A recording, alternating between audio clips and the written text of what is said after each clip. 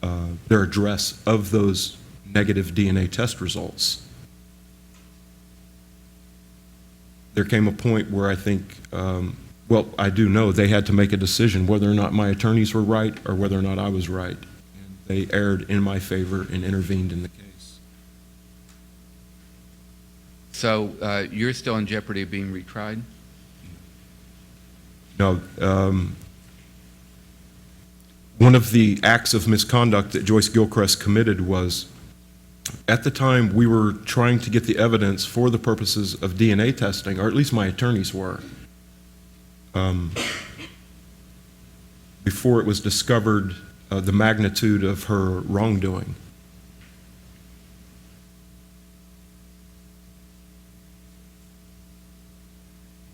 She had somehow gotten into the box of evidence for this case, for the homicide, and had removed key evidence and destroyed it so that it could not be DNA tested, to thwart my attempts to do that. That is, under those circumstances, there are two cases from the U.S. Supreme Court that deal with such matters, the loss or destruction of exculpatory evidence, Youngblood and Trombetta. I was actually released from custody on a Youngblood claim that Joyce Gilchrist had deliberately destroyed exculpatory evidence to prevent DNA testing. That's a violation of due process, and there's no way to repair it because the evidence is gone.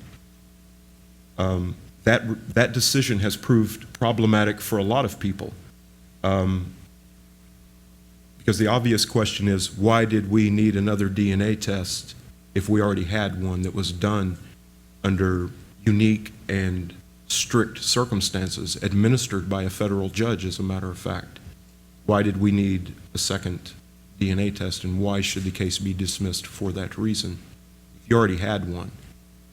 And it's a logical argument. I question that myself, the way this turned out. Of course, I'm happy to be free, to be home with my family, to try to do something positive with my life this time around. But the way that it turned out makes no sense. It was difficult for everybody involved. The Attorney General, the District Attorney, the City of Oklahoma City. There still is the possibility that some of the people involved could go to jail for what they did. I understand their reluctance. These are their colleagues, men and women that they've known their entire lives. Maybe they attend the same church, they attend the same professional functions.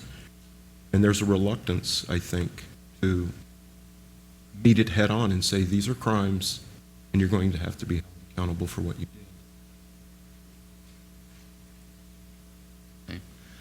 We're going to take a break in just a second for people who have to go to class. But in your case, Dennis, the actual perpetrator was found. Yes. Finally, actually, they knew.